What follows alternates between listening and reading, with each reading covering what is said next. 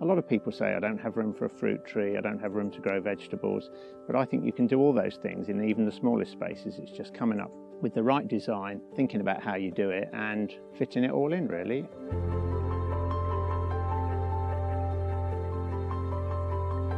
And we've got 20 odd types of fruit growing in here and probably over 20 types of vegetable, chickens and ducks, and all in an 80-foot by 40-foot rectangle behind a very ordinary house.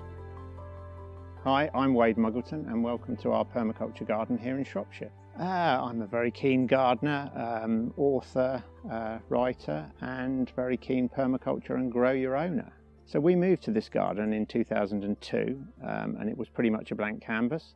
It's basically a rectangle behind an ex-council house, so it's very representative of what I call a very ordinary plot.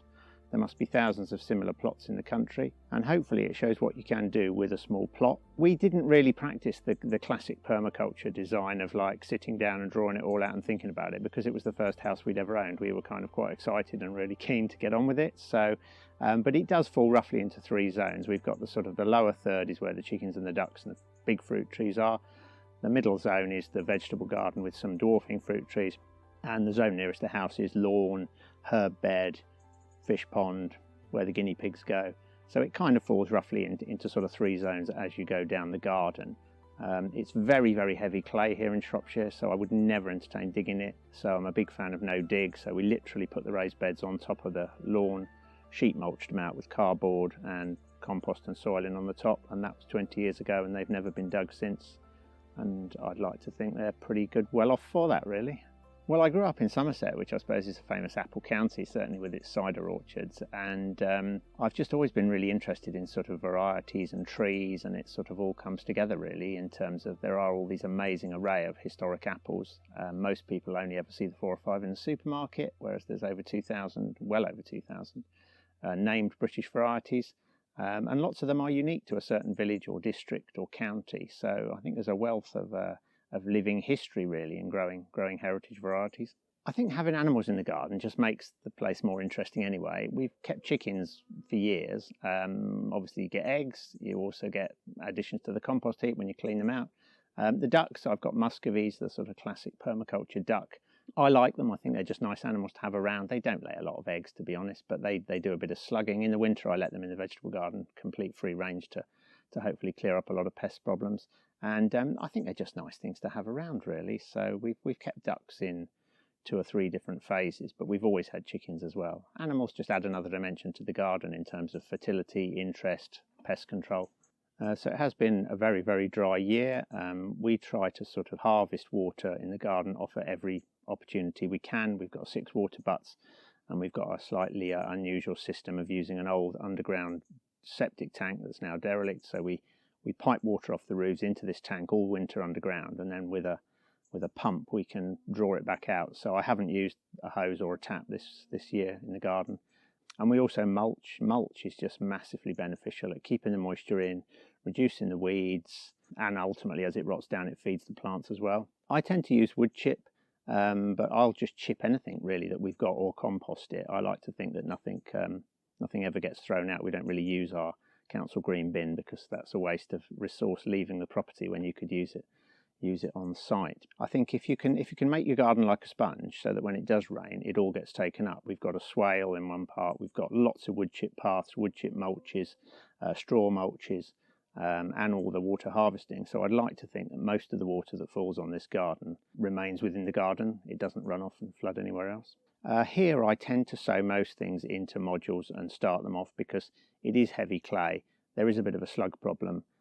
So if you put tiny things out, they get hammered. I think if you get them to a certain size before they go out.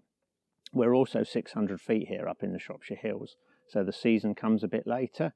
It can be still quite chilly in March, April, even sometimes into early May. So by using the 2 greenhouses as the sort of engine room of the garden, we get lots of things going. So if you came here in spring, it is chocker with the greenhouses, with things waiting to go outside when the weather is right. But yeah, direct sowing can be problematic with slugs, so I'm a big fan of giving them a head start. Yeah, I think when I started, I probably was a if you can't eat it, we don't grow it sort of approach. But I have mellowed massively in terms of pollinators and wildlife and insects, and thinking the value of having all these other creatures in the garden. It's amazing for bumblebees, honeybees, hoverflies. So, and a lot of those things are an important element in the biodiversity of the garden. So they're keeping pests under control, they're pollinating crops. So yeah, I definitely have a lot of flowers now for the wildlife and for the pollinators. We have had reasonable sweet corn crops here. As I say, we are at 600 feet. It is a bit exposed, but they're probably going to be a bit small this year because of the dry weather. But we usually get a crop, and there's nothing like picking them, taking them inside and eating them within 20 minutes of them being on the plant. You'll never replicate that with a bought one that's been off the plant for several days. The thing with growing crops of any sort in gardening is that in any year you will have some things will have a good year and some things will not have such a good year. This year the potatoes have been the best ever. The tomato crop looks really impressive, but the beans and the brassicas haven't been so good. In other years, other things have better years. So I think that's why diversity is king. If you grow lots and lots of different things, you will always get a harvest, whereas the Irish potato famine should be the all-time lesson against monoculture. I think raised beds are great because it takes the digging and the hard work and the sort of unpleasant element out of gardening. So I'm a massive fan of no-dig raised beds. They also break the garden into manageable chunks.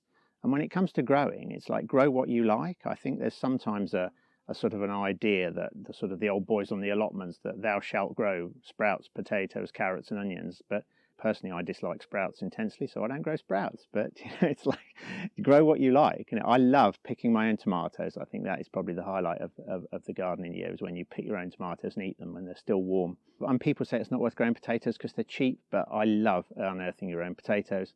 Commercial potato growing is quite environmentally damaging. Lots of soil ends up in the rivers and things. So growing potatoes is really environmental. Yeah, I think when it comes to potatoes, Charlotte is the go-to variety for us. They've just been superb this year. And as an early sort of salad or just generally early potato, they are absolutely fantastic. They were as clean as a whistle this year, no slug damage at all. And yet when it comes to apples, this is May Queen, one of my favourites. It's an old variety from Worcester, 1870s, but it's a fantastic variety. This tree is 18 years old. It's cropped every year since it was 2. It's on an M26 rootstock, so it's not too big. It doesn't dominate the vegetable garden, so it's the right tree in the right place. M26 is, in my opinion, the best rootstock for the smaller garden. I think if you go too small, M9, M27, they're just naturally a bit weedy anyway, but M26 has got enough vigour to give you a decent tree, but it won't get enormous. My book, the Orchard book, came out earlier this year, and I tried to distill 20 years of messing about with orchards and fruit trees and things into a book. So that was my lockdown project, really, was to try and capture it all in a book. Yeah, I mean, we've got 30 odd varieties of apple here in the garden, and I've got another 75 at my orchard up the road. So I've got about 105 varieties altogether. We do end up with a huge amount of apples, but we make juice out of most of them. So we have a village press, and I've got a little pasteurizer. So we make maybe 120 bottles of apple juice a year, put them in a cupboard in the shed. As a result of that, we hardly ever buy orange juice anymore. I did manage to sell a few boxes to a cider maker one year. So yeah, I absolutely try and utilise as many as possible, but equally I'm not averse to leaving a few on the floor for the wildlife. When the winter comes, the field fares and the redwings come in and feed on them, and it's a great sight. So always leave a bit for nature.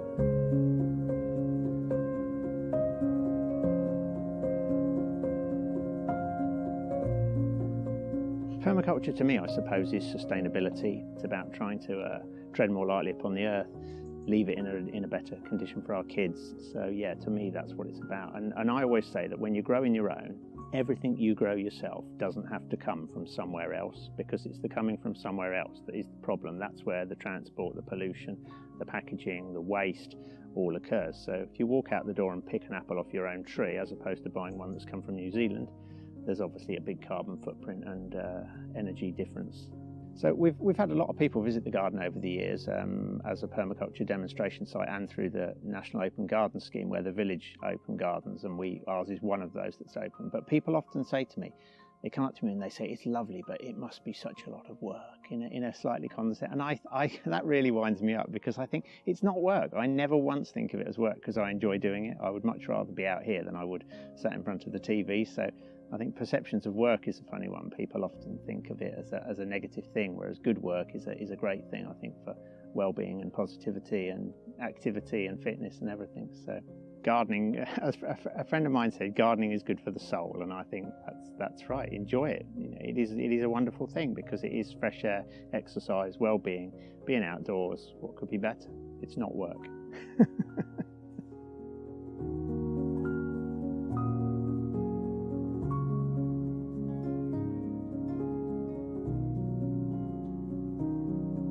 A big thank you to Gardena for supporting the Inspiring Garden series.